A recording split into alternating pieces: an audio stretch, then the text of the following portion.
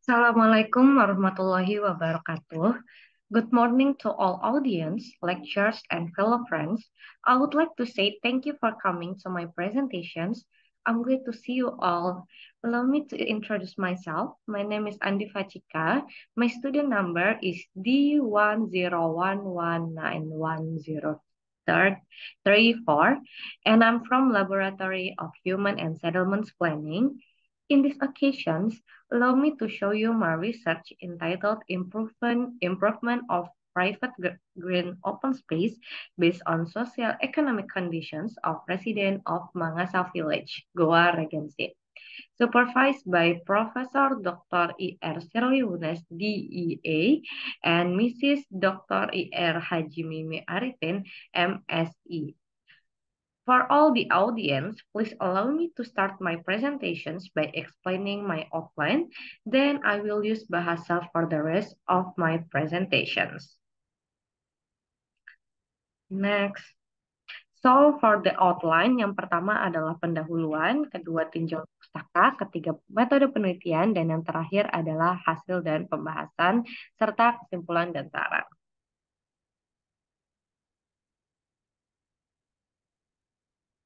Yang pertama adalah latar belakang. Berdasarkan UU Nomor 26 Tahun 2007 tentang penataan ruang, sekitar 30% ruang perkotaan harus memiliki RTH, 20% dalam ruang publik, dan 10% dalam ruang privat. Menurut Joga 2011, RTH privat merupakan lahan hijau di sekitar bangunan berupa halaman atau pekarangan.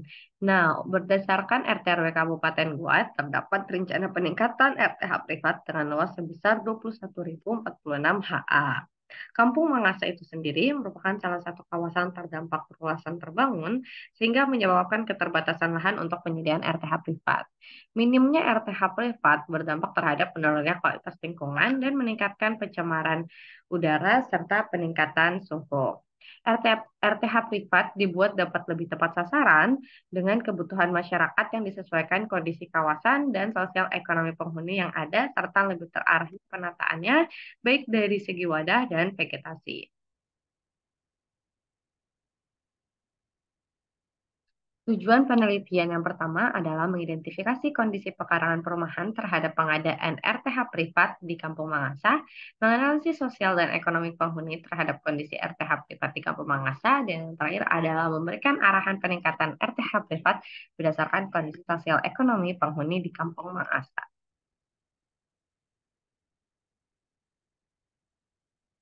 Selanjutnya adalah tinjauan pustaka. RTH itu sendiri adalah area memanjang dan mengelompok yang bersifat terbuka. Tempat tumbuh tanaman dengan mempertimbangkan aspek fungsi ekologis, resapan air, ekonomi, sosial budaya, dan estetika. Itu menurut UU nomor 11 tahun 2020 tentang Cipta Kerja. RTH privat itu sendiri adalah RTH milik dari institusi tertentu atau perseorangan. Arahan penyediaan RTH privat itu dapat RTH pekarangan, taman atap, dinding hijau, dan podscaping. Fungsi RTH adalah ruang kegiatan atau amenitas penyerapan air, wadah tumbuhnya tanaman, nilai estetika, serta sirkulasi.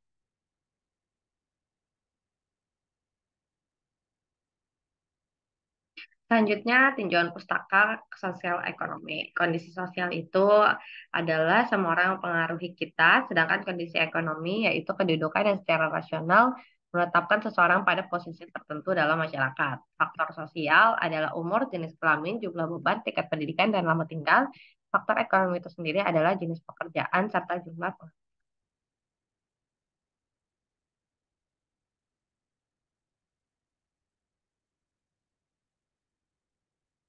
metode penelitian yang pertama dengan tujuan mengidentifikasi kondisi pekarangan perumahan, indikatornya adalah luas lahan terbangun, luas kafling, luas RTH privat, dan untuk pengadaannya adalah pemanfaatan RTH privat, jenis vegetasi, serta media penanaman. Sumber data dilakukan secara observasi, wawancara, dokumentasi, dengan teknik analisis spasial dan komparatif, serta deskriptif kuantitatif dan kualitatif.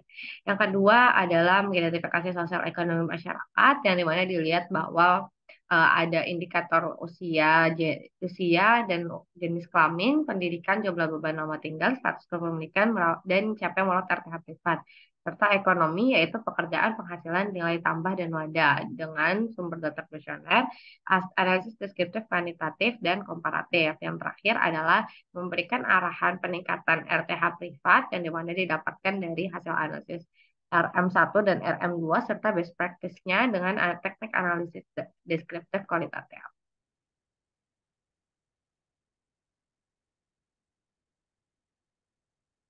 Selanjutnya, metode kerangka penelitiannya dapat dilihat bahwa variabel bebasnya, independen variabelnya adalah sosial ekonomi, dengan variabel terikat dependennya adalah kondisi pekarangan terhadap RTH privat dan arahan peningkatan RTH privat itu sendiri.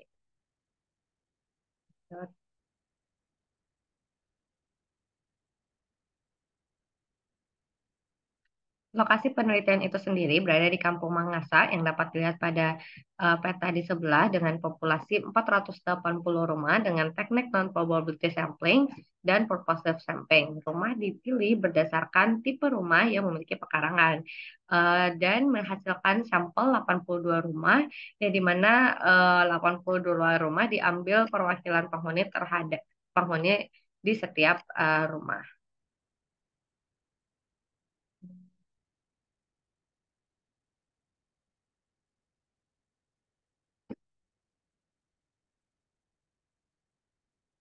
Hasil pembahasan dari rumusan masalah pertama yaitu adalah kondisi pekarangan, luas kafling, dan presentasi luas lahan terbangun yang dimana didapatkan bahwa mayoritas masyarakat sebesar 59,76% memiliki luas kafling kurang dari 200 dan membangun lebih dari 60% luas kaflingnya, di mana zona perumahan kepadatan sedang itu memiliki maksimal luas lahan terbangun sebesar 60%, berdasarkan Perpres Kabupaten Goa nomor 47 tahun 2021.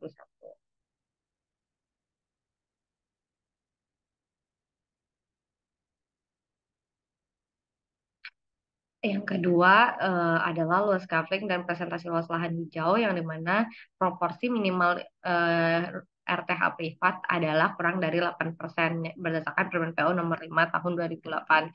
Sedangkan 57,3% masyarakatnya itu memiliki kurang dari 8% ruang terbuka hijau privat.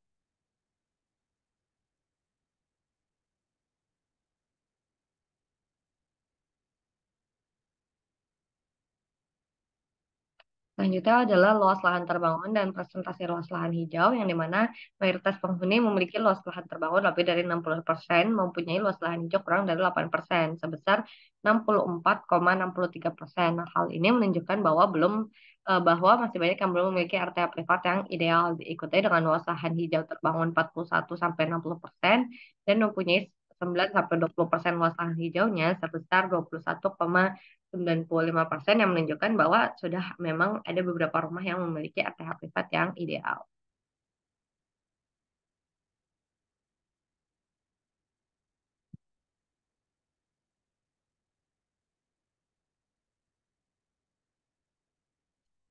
Selanjutnya adalah pengadaan RTH privat yang di mana media penanamannya ditanam secara langsung dan tidak langsung di tabulasi silang dengan luas lahan hijau yang di mana mayoritasnya itu menanam secara tidak langsung dan mayoritasnya masyarakat yang memiliki lebih dari 8% kurang dari 8% luas lahan hijau menanam secara tidak langsung.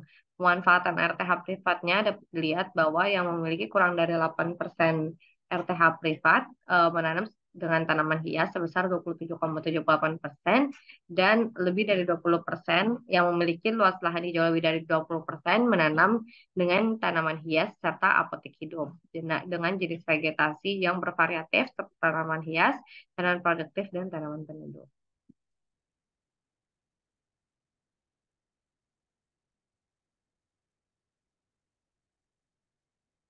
Selanjutnya adalah kondisi sosial yang dimana dapat dilihat bahwa mayoritas usianya adalah 36 sampai 45 tahun sebesar 35,4%, jenis kelamin mayoritasnya adalah perempuan sebesar 64,6%, pendidikannya adalah 40 sarjana sebesar 45,9% dan jumlah anggotanya lebih dari 5 orang sebesar 40,2%.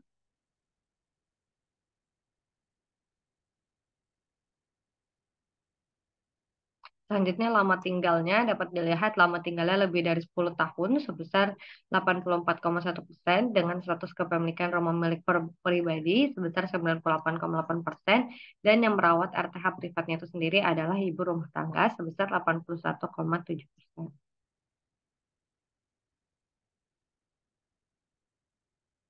Kondisi ekonominya rata-rata mayoritas masyarakat adalah tidak bekerja sebesar 30,5% dengan penghasilan kurang dari 1 juta sebesar 46,34% dengan harga tanaman kurang dari 20.000 dan harga wadah kurang dari 10.000.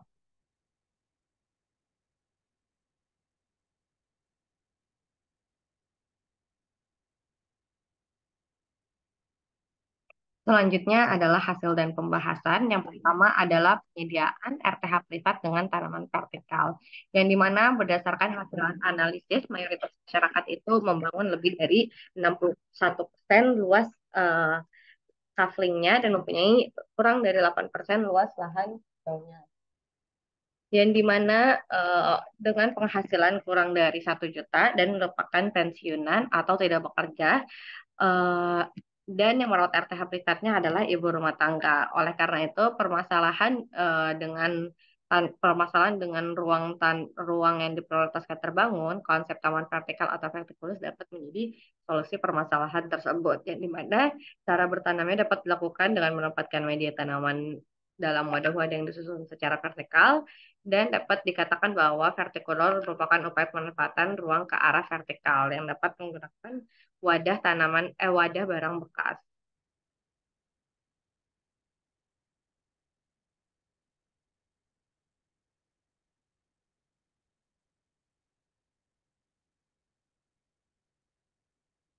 Selanjutnya adalah pemanfaatan lahan RTH privat dengan taman apotek hidup dan bumbu dapur yang dimana em, yang dimana dapat dilihat bahwa mayoritas pekerjaannya tidak bekerja dan yang merawat RTH privat merupakan ibu rumah tangga satu memiliki penghasilan kurang dari 1 juta.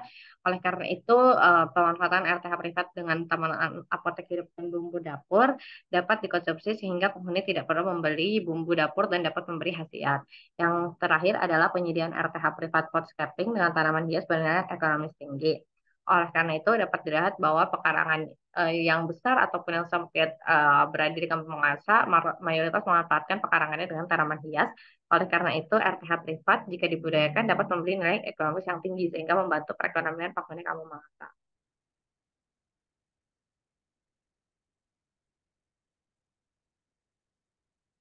Yang terakhir adalah sosialisasi penghijauan mendukung konsep urban farming, yang dimana mayoritas pekarangannya sempit dengan tingkat sosial ekonomi rendah. Sosialisasi stakeholder setempat serta dukungan untuk meningkatkan kesadaran para penghuni dapat dilakukan dengan urban farming, merupakan pemanfaatan ruang RTH menjadi lahan hijau untuk menghasilkan produk pertanian di lahan pekarangan rumah. Oleh itu, selain peningkatan RTH privat dapat membantu juga memenuhi kebutuhan penghuni Kampung Mangasa menghasilkan bahan pangan sendiri. Ya,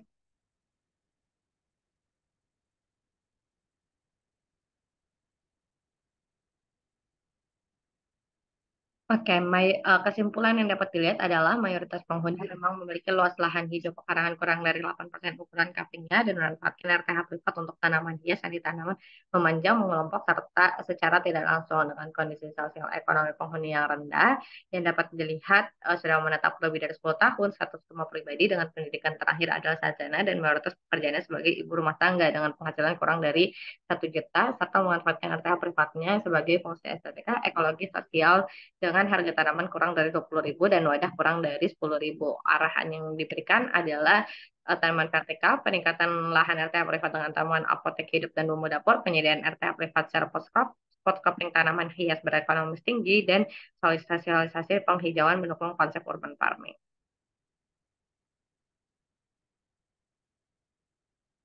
Sekian presentasi dari saya. Jika ada salah kata mohon dimaafkan. Wassalamualaikum warahmatullahi wabarakatuh.